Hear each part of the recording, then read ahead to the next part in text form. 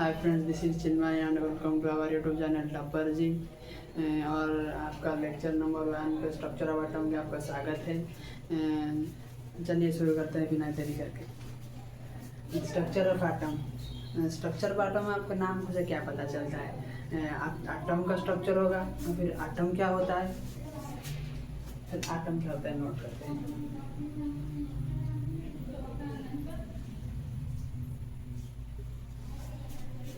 Atom होता है कि फंडामेंटल पार्टिकल, जो जो क्या होता है ना। आप हर मैटर जिसमें भी देख रहे हो, हर मैटर किस पे बना होता है, तो ये सवाल आपके मन में आता हुआ होगा। हर मैटर उसका कंस्टिट्यूएंट होता है, कंस्टिट्यूएंट पार्टिकल होता है मॉलिक्यूल। और वो मॉलिक्यूल किस में होता है ना, जैसे हमारा जो मैटर होता है, मैटर कंस्टिट्यूएंट पार्टिकल कौन होता है? मॉलिक्यूल। और मॉलिक्यूल किससे होता है? मॉलिक्यूल में भी एटम हो सकता है और आयन से हो सकता है। हम धीरे धीरे से जब भी उसको कवर करेंगे एटम की यूनिट, आपको सब पता चल जाएगा एटम क्या होता है, आयन क्या होता है। हम धीरे धीरे उन सबको कंप्लीट करके हम उसको कंप्लीट करेंगे। अब उस पर भरोसा रखिए और हाँ, कॉपी पेन लेकर बैठिए ऐसे विन्यास में। एटम एटम क्या होता है? एटम कंस्टिट्यूएंट पार्टिकल होता है मॉलिक्यूल का। तो हम इस एटम के बारे में क्यों पढ़ते हैं ना? हाँ, ये हमारा जो मैटर है वो किससे बनाते हैं उसके बारे में जब हम धीरे धीरे स्टडी करेंगे और फिर मॉलिक्यूल पे जाएंगे, मॉलिक्यूल पे जाके फिर एटम पे जाएंगे, फिर हम एटम में आगे अटके जाएंगे। ओके, तो एटम भी किससे बना होता है ना? एटम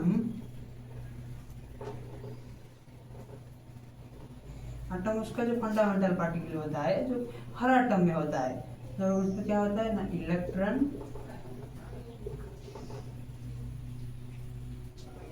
प्रोटॉन,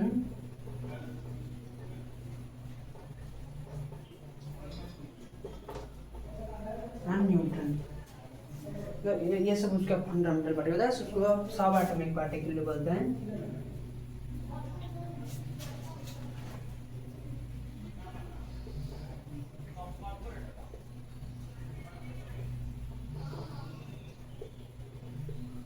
और उस इलेक्ट्रॉन, प्रोटॉन और न्यूट्रॉन वो भी किससे ही बना हुआ होगा, ये भी आपका मन में सवाल आता होगा। हाँ, ये तो हमारा सिलेबस में नहीं है, लेकिन वो बनता है क्वार्क से।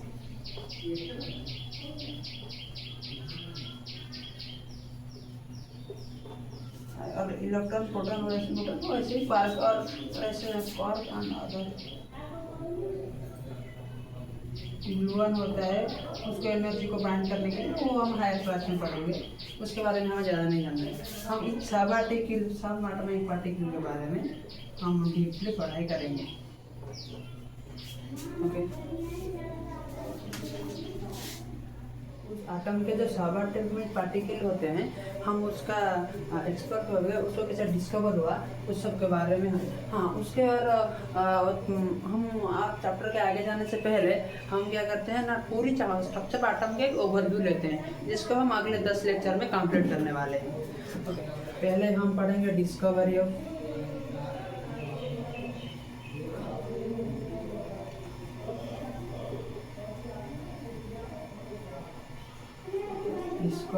सब एटॉमिक पार्टिकल।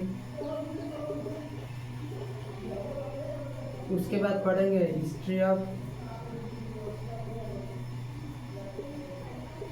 Atomic models.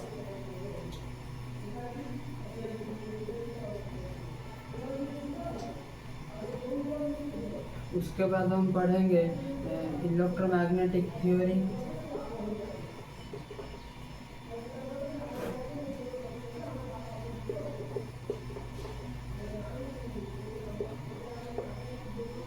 उसके बाद फोर्स, एटॉमिक मॉडल। हाँ, जो डिस्कवरी ऑफ सब एटॉमिक पार्टिकल्स हैं, उसमें कई तरह के जो होगा, वो 3 तरह की डिस्कवरी हम पढ़ेंगे। किस किस के लिए पढ़ेंगे ना? हमारा फंडामेंटल पार्टिकल जो इलेक्ट्रॉन, प्रोटॉन और न्यूट्रॉन के लिए पढ़ेंगे।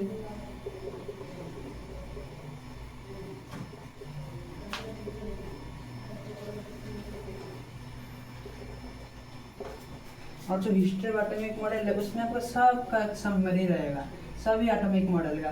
हम किस किस का एटॉमिक मॉडल के बारे में जानते हैं। हम सबसे पहला जो डाल्टन जी का है, डाल्टन्स के एटॉमिक मॉडल के बारे में जानेंगे। उसके बाद में क्या था, उसका जो ड्रॉबैक्स था उसको ओवरकम करने के लिए रदरफोर्ड का मॉडल आया था, रदरफोर्ड के बारे में पढ़ेंगे। रदरफोर्ड एटॉमिक मॉडल, उसके बाद बोर के बारे में पढ़ेंगे।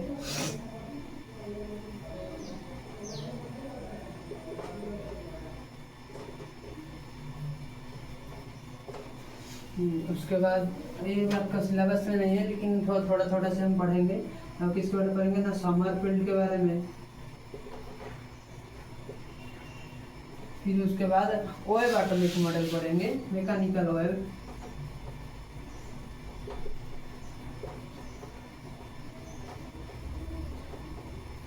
इन सबको हम कवर करने वाले हैं। सर वो हमारा स्ट्रक्चर वाटर में आपका ये मन में आ रहा है कि इलेक्ट्रोमैग्नेटिक थ्योरी क्यों आ रहा है ना, वो जो बोर के मॉडल को समझने के लिए कुछ कुछ इलेक्ट्रोमैग्नेटिक थ्योरी आएगा, इलेक्ट्रोमैग्नेटिक थ्योरी का वो जो ड्रॉबैक है वो आएगा। वो सबको हम बोर से मॉडल को और वो मैकेनिकल मॉडल को समझने के लिए इन सब कॉन्सेप्ट का जरूरत होगा। वो किन किन कॉन्सेप्ट के बारे में फोकस करता है ना, electromagnetic model nature of light के बारे में वो समझाता है,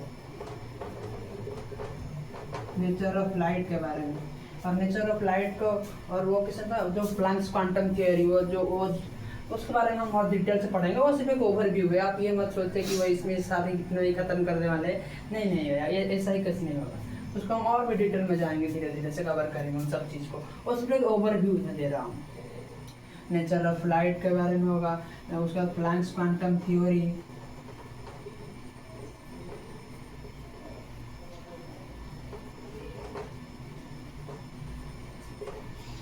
उसके बाद उसको ड्रॉबैक करने के लिए आएगा spectra, nature of light, spectra, black body radiation,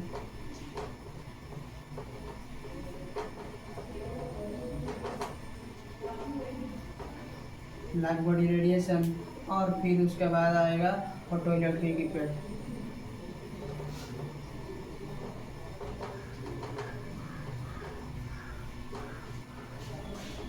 इन सब चीज़ों का हम कवर करने वाले हैं। तो photo black body radiation, photo electric effect. Then आपका क्या आएगा ना, उन सब के डुअल नेचर ऑफ आएगा, डुअल नेचर के बारे में आपको थोड़ा थोड़ा सा यहाँ पे ज्ञान मिलेगा, जिसके लाइट का डुअल नेचर मिलेगा और उसके बाद इलेक्ट्रॉन को मूवमेंट के लिए मिलेगा। उन सब में क्या आएगा ना, उन सब में आएगा डी ब्रॉगलीज इक्वेशन, डी ब्रॉग्स,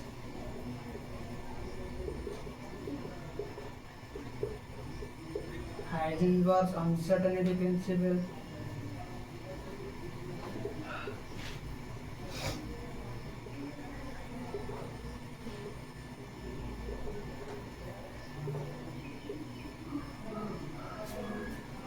और उसके बाद आएगा क्या ना, क्वांटम नंबर्स आएगा।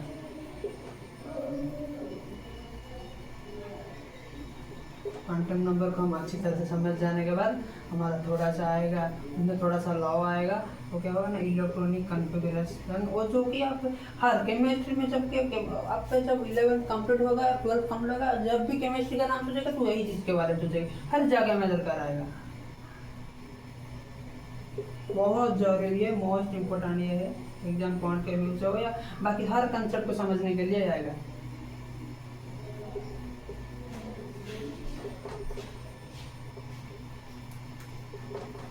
साइड में जाती हूँ, आप सिंस कर लीजिए।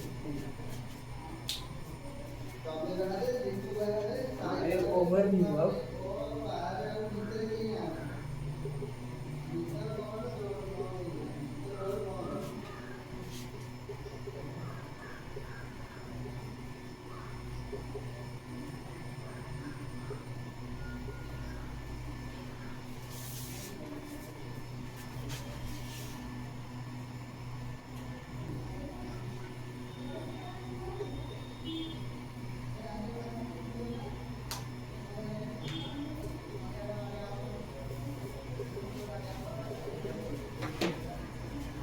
इसमें पहला टॉपिक में हमारा पहला क्या आता है ना, पहला आता है discovery of electron.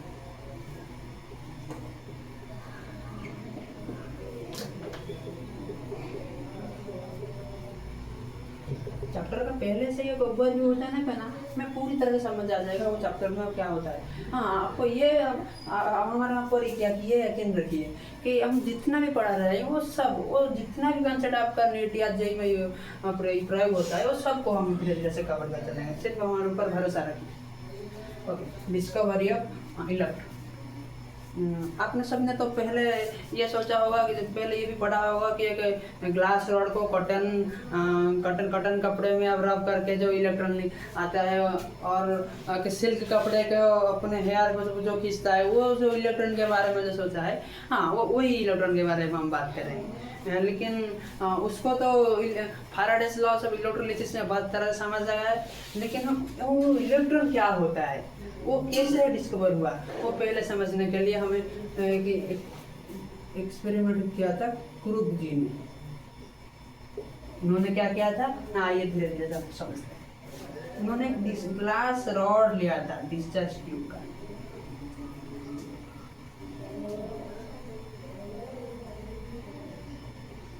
Glass rod लिया था और उस ग्लास को वैक्यूम बनाने के लिए, वैक्यूम मतलब क्या, उनके हवा निकालने के लिए, हम जितना हवा उसके अंदर से निकलेंगे वहाँ उधर उतना लो प्रेशर रहेगा। ओके, मतलब उसे प्रेशर कम करने के लिए उन्होंने एक डिस्चार्ज ट्यूब यहाँ पे लगाया। देन और 2 मेटल इलेक्ट्रोड लगाया था।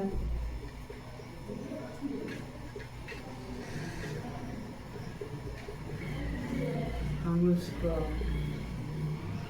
कैथोड और एनोड के नाम पे जानता है। तो ऐसे ही हो जाए क्योंकि हाईली वोल्टेज करंट पे कनेक्ट हुआ। हाँ, आपका और एक ये भी है कि इसमें एक फॉस्फोरस मेटल वो जिंक सल्फाइड का एक कोटिंग है। कोटिंग आपका बहुत ही जगह पे काम आएगा बाद में। फ्लोरेसेंस इफेक्ट दिखाता है, मतलब जैसे रेडियम के जलते हुए देखते हैं उसी तरह से zinc sulphide coating. Okay, then यह जब आप हाई वोल्टेज देंगे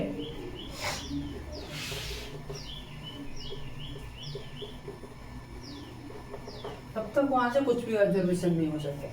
लेकिन जब हम धीरे धीरे से वहां इधर से हवा निकालेंगे, यहाँ पे लो प्रेशर क्रिएट होगा। लो प्रेशर जब धीरे धीरे से बढ़ेगा तब ऑब्जर्व किया गया क्या ना, यहाँ से रे निकलती है। हाँ, वो तो नेकेड आए तो इम्पॉसिबल है। हमें ये कि इसका यहाँ से कैथोड से रे जाती है, ये हम कैसे पता चलता है ना, जब वो जिंक सल्फाइड में देखेंगे वो ग्रीनिश ग्लो दिखाएंगे।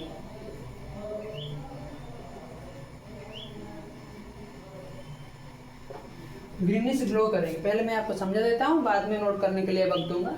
ओके, वो ग्रीनिश ग्लो किया तब हमें पता चलता है कि यहाँ से कुछ जल जाके उस पर एनोड पे लगता है। ओके, तो वो पता चला कि हाँ, जब हम प्रेशर कितना कमाएंगे, आपके मन में ये भी क्वेश्चन आ रहा होगा। मिनिमम 10⁻⁻⁻⁰ 100 बार हम कमाएंगे, 100 ATM घटाना पड़ेगा।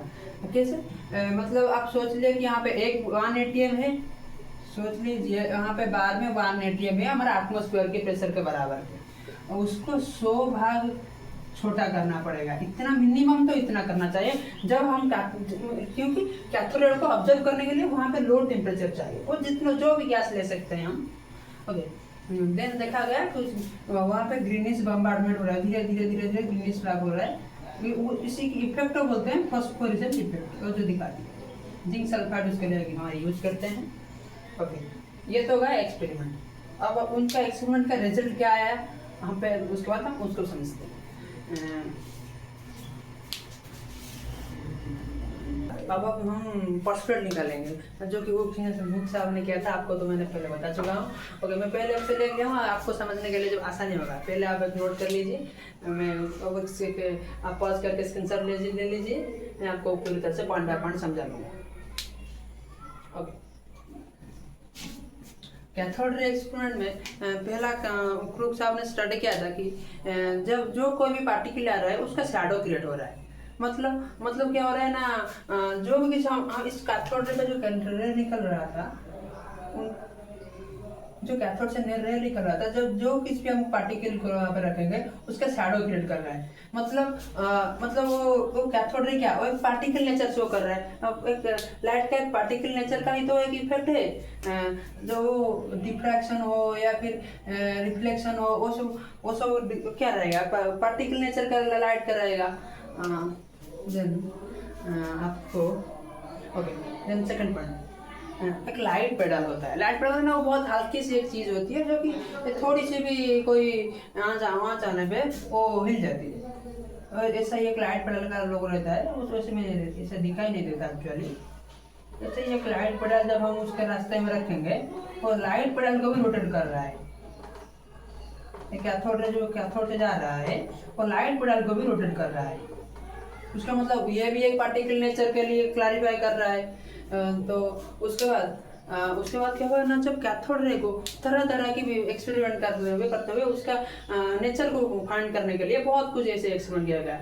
फिर उसका और एक भी एग्जांपल है। ओके, पहले मैं 2 पॉइंट निपटा देता हूँ, वो तो आपको समझ चुका हूँ।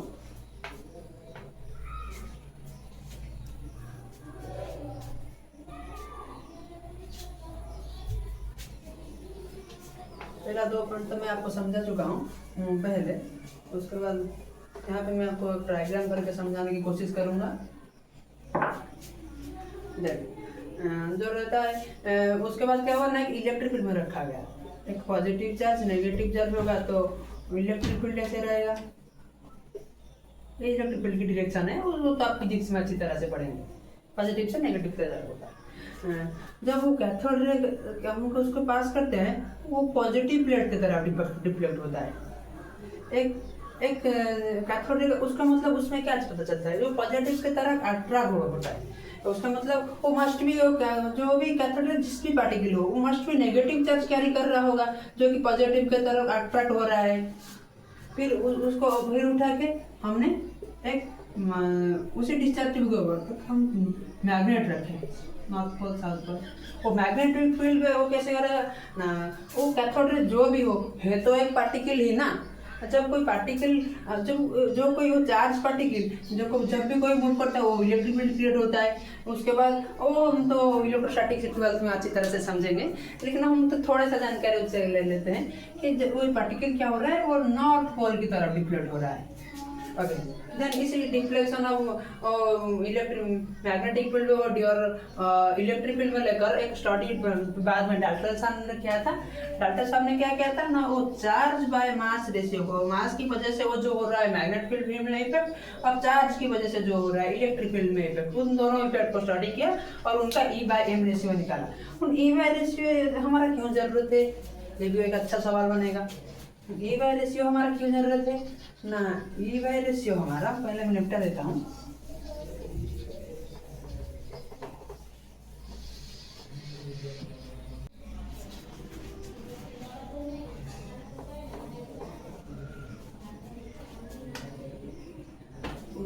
उन डाल्टन जी ने जो बनाया था E/m रेशियो, वो कितना था 1.10 10⁸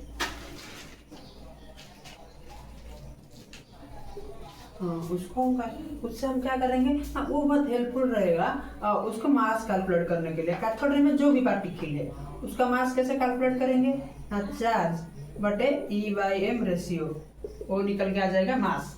हाँ, उस चार्ज को हम कैसे कैलकुलेट करेंगे, ये जो पार्टिकल है, इसलिए हाँ, और एक सबका एक समरी है, जितना भी पर्सुलेट है उन सब से हमें क्या पता चलता है, तो होल समरी कर लेते हैं। कैथोड रे का जो भी पर्सुलेट निकला था उन सब का होल एक समरी कर लेते हैं।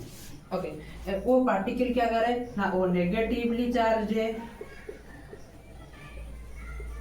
पार्टिकल नेचर शो कर रहा है। तो ये एक फंडामेंटल पार्टिकल है जिसको क्रूक साहब ने, वो पहले से ही नाम उसका दिया जा चुका था कि इलेक्ट्रॉन है। तो उसको ये हमें पता चलता है कि वो एक इलेक्ट्रॉन है, वो कैथोड रे और कोई नहीं, इलेक्ट्रॉन है।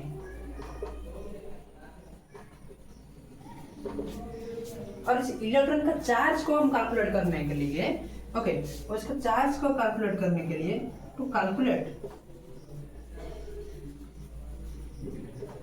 चार्ज।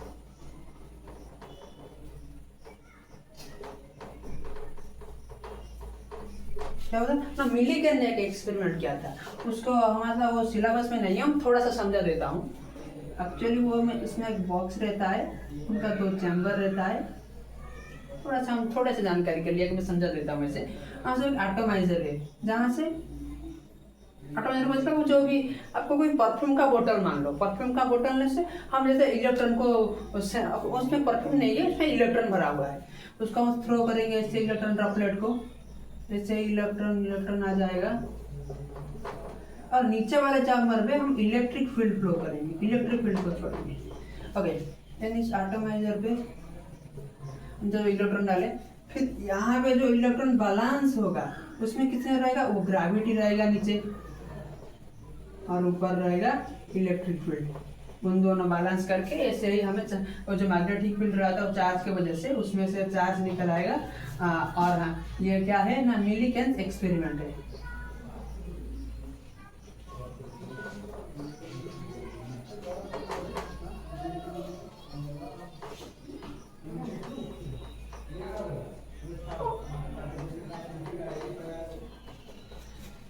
ओके, तो ई बाय रेशियो से मास को कैलकुलेट करेंगे। मिलीकेन से एक्सपेरिमेंट से हमें क्या पता चला ना, इलेक्ट्रॉन का चार्ज होने के लिए जो इलेक्ट्रॉन का चार्ज जो कि हमें मिलीकेन से एक्सपेरिमेंट से मिल चुका है, तो 1.602 into 10 to the power minus 19।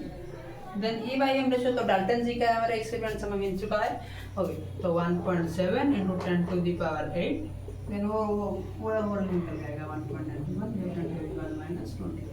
शाम का जरूरत नहीं है, मैं मास निकाल के लिए थोड़ा सा एक्सपेरिमेंट था, वो कैथोड रे का हम सब समरी कर चुके हैं। वो हमें हाँ, उसका कंक्लूजन क्या हुआ ना, वो कंक्लूजन ऑफ कैथोड।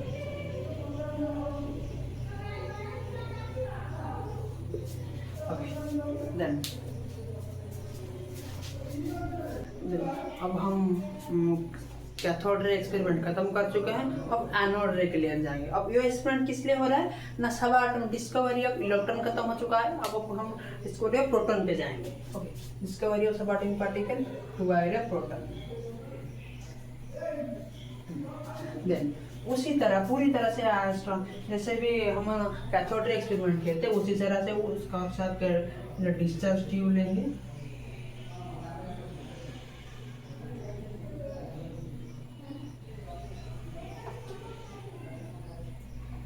वहाँ पे कैथोड रहेगा, एनोड रहेगा।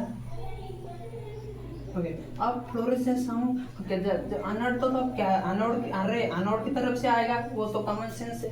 मतलब वो उसका डिटेक्ट करने के लिए हम क्या जिंक सल्फाइड लगाएंगे, जो फास्फोरेसेंस मेटल हम लगाएंगे कैथोड के पीछे, उनको हाई वोल्टेज देंगे।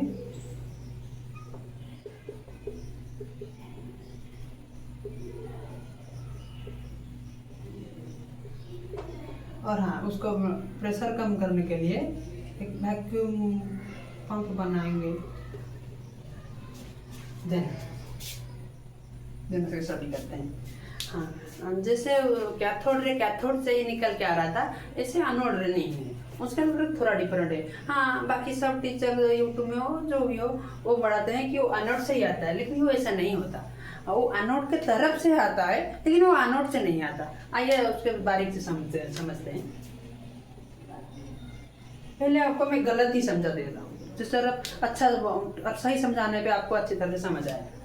ओके, जो कैथोड रे यहाँ से निकलती है उसमें कोई गैस ही होता है, उसमें जो कोई भी गैस भी होता है वो जब जाता है, हमें उसके एक पोस्टुलेट में पढ़ा है कि वो आयोनाइज कर सकता है, जो कि पार्टिकल नेचर का है, वो जो गैस उसके अंदर रहेगा उसको आयोनाइज कर लेगा।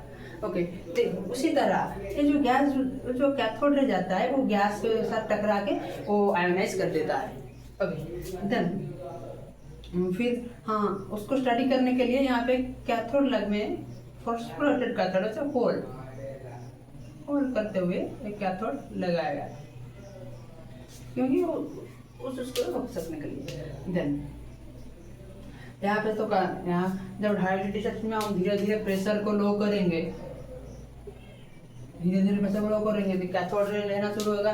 हाँ, जो जब वो कैथोड रे था वो तब भी वो एनोड रे था, लेकिन हमें दिखाई नहीं दे रहा था क्योंकि हम उस पर्टिकुलर कैथोड को यूज नहीं कर रहे थे। ओके, देन कैथोड रे भी जा रहा था, जब भी हम लो वोल्टेज रे करेंगे वो कैथोड रे जाएगा। उसी समय से एनोड की तरफ से ही एक रे आएगा, जो एनोड रे है वो यहाँ पे फोटोफॉस्फोर से इफेक्ट दिखाएगा।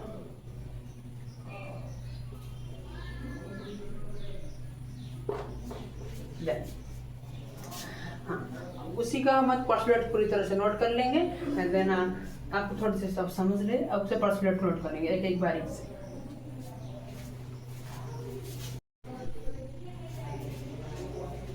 Okay,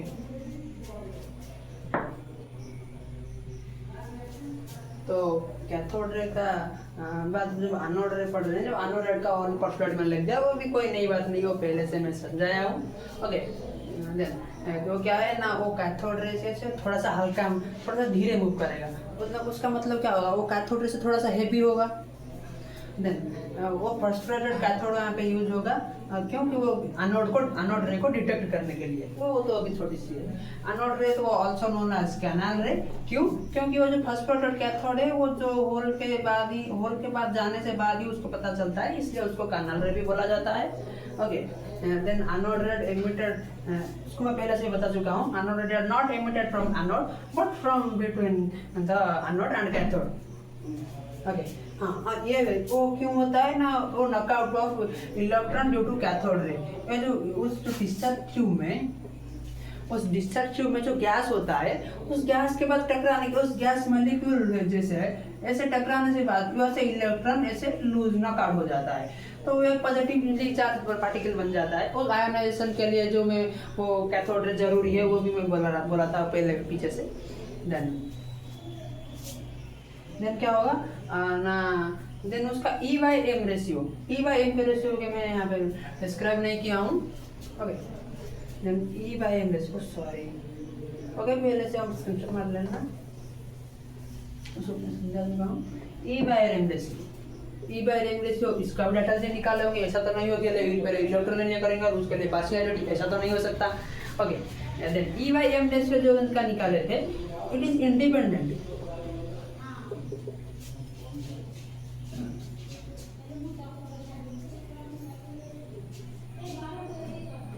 is independent of nature of gas and electron in cathode ray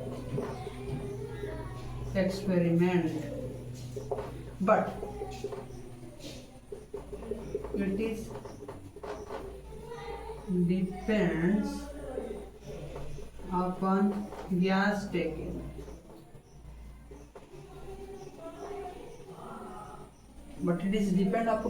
taken, in anode ray experiment.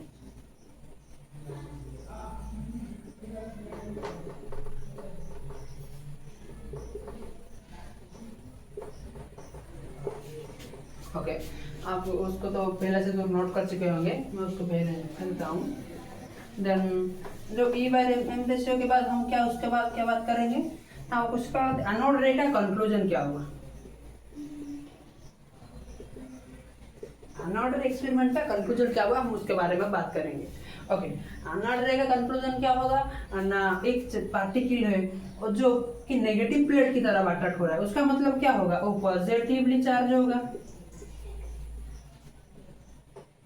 Okay, positively charge होगा और वो कैथोड रे से थोड़ा धीरे जा रहा है, मतलब उसका मास ही ज़्यादा होगा।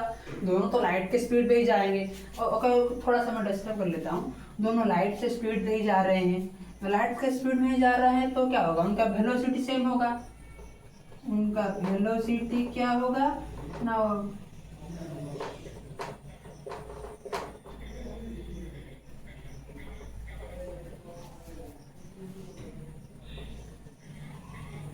किलोमीटर पर सेकंड होगा लाइट का उसका स्पीड, लेकिन उसको और स्पीड ही समान रहेगा, तो धीरे जा रहा है, मतलब क्या होगा, लेकिन वो और तब उसका मास ज़्यादा हो जा रहा होगा, तो उसका वो हैवी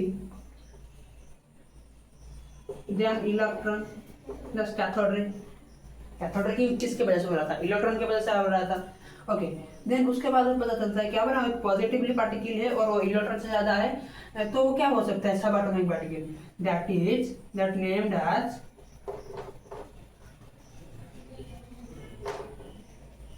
प्रोटॉन। और जब हम कैथोड रे में, जैसे कि वो गैस को हम ये बोल रहे थे क्या ना, कि वो गैस के ऊपर डिपेंड अपन गैस टेकन।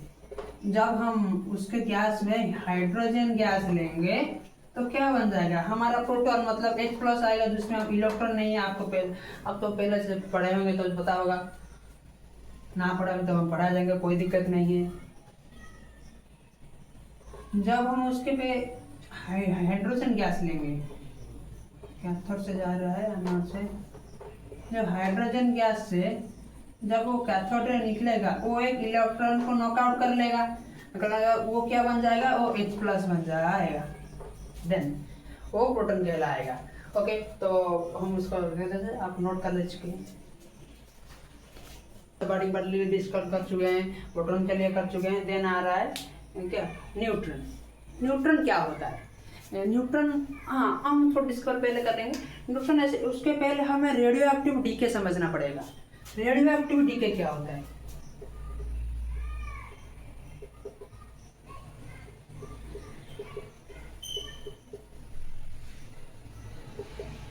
हालांकि वो एक बड़ा सा चैप्टर है, 12th में आपको पढ़ाया जाएगा, और एक बड़ा सा डीके की कंसेप्ट हो रहा है, हो जाए। उसके बाद रेडियो एक्टिव डीके का मतलब क्या होगा ना? when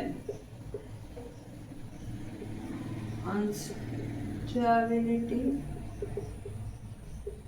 in nucleus,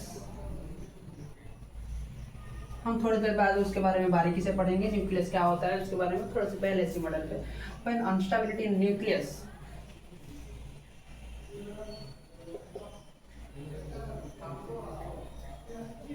so again when unstability in nucleus takes place,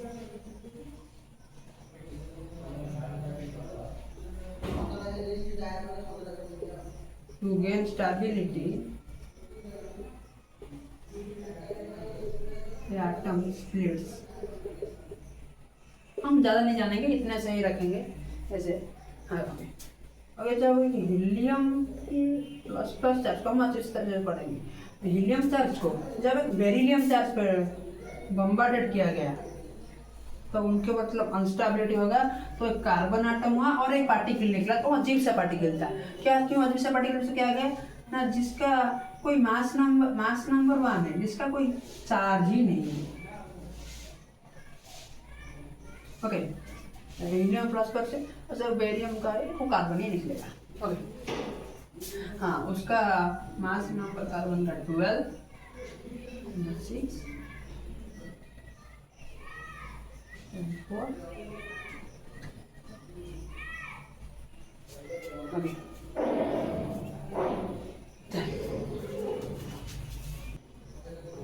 हाँ उसको क्या है ना, उसको जादू हिसाब नहीं किया था। हाँ वैसे डीके होते हैं, रेडियो एक्टिव डीके बहुत सारे होते हैं। ओके, हम उसको बाद थोड़ी सी सब एटॉमिक पार्टिकल बाद एक कंक्लूजन लिख देते हैं जिसमें इलेक्ट्रॉन, प्रोटॉन और न्यूट्रॉन रहेगा। ओके,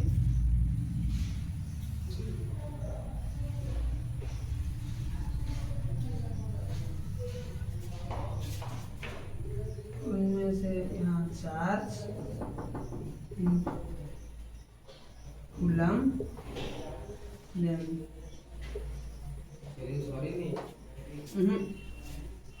ओके, इलेक्ट्रॉन का चार्ज क्या होता है ना? नेगेटिव होता है, -1 कूलम, प्रोटॉन का +1 और न्यूट्रॉन का 0। देन उनका मास क्या होगा?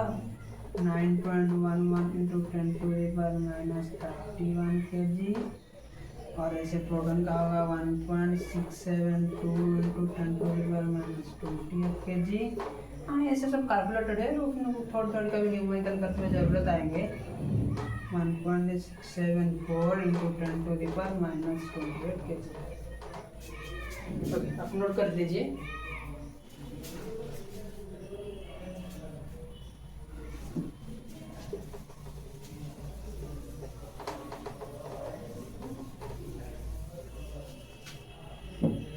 बाद हमें होल समरी पढ़ेंगे, वो क्या ना, जो कि हिस्ट्री ऑफ एटॉमिक मॉडल के लिए। हेडिंग दीजिए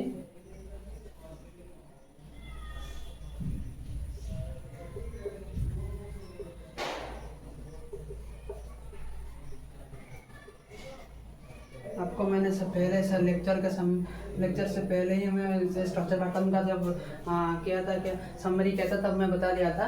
ओके, पहले आएगा Dalton's atomic model.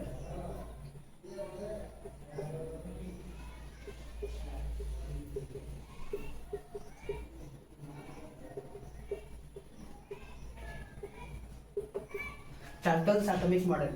Okay, Dalton ने क्या बताया था ना, उन्होंने पहला एटॉमिक मॉडल दिया था। वो ऐसे बताया था कि पॉजिटिव चार्ज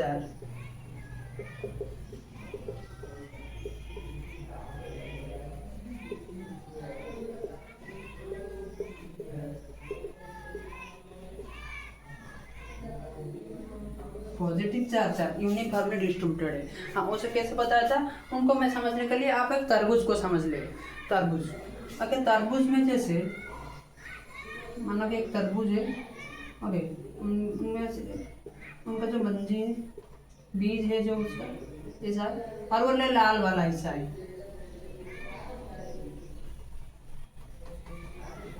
ऐसे पूरी तरह समझ लीजिए, जिसको आप खा के निपटा देते हैं। ओके, जिसको आप खा के निपटा देते हैं, उनके मानने से वो जो लाल वाला पार्ट है वो पॉजिटिव चार्ज है, और वो जो बीच में एम्बेडेड है, मतलब बीच में जो उनका बीज है जो बीच में है, ओके, उसको क्या बोला ना, वो इलेक्ट्रॉन है। ओके, ऑक्सीजन मैं पहले नोट कर देता हूँ, पॉजिटिवली चार्ज और uniformly distributed over atom.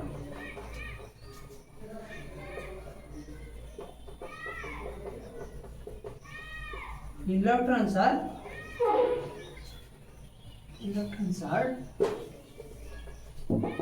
embedded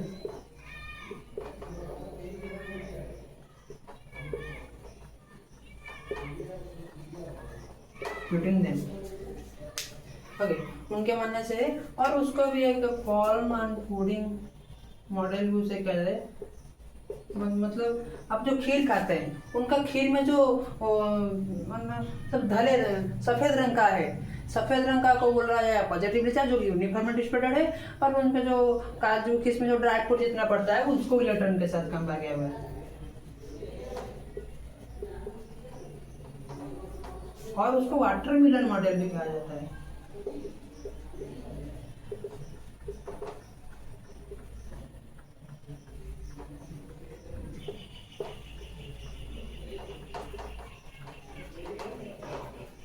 okay, लेकिन आप तो बचपन में ही 9th क्लास में उसे पढ़ के आए हैं, लेकिन आपको कितना दूर अच्छा लगता है ये मॉडल कि एक इलेक्ट्रॉन ही वो बीच में है, बीच में इलेक्ट्रॉन ही है, और बाकी पॉजिटिव डिस्ट्रीब्यूटेड।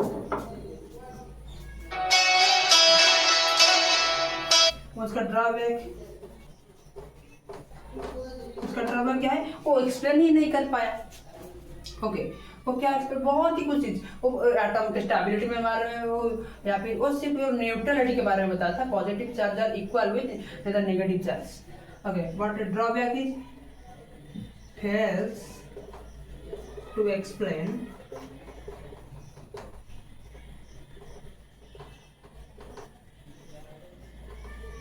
Rutherford's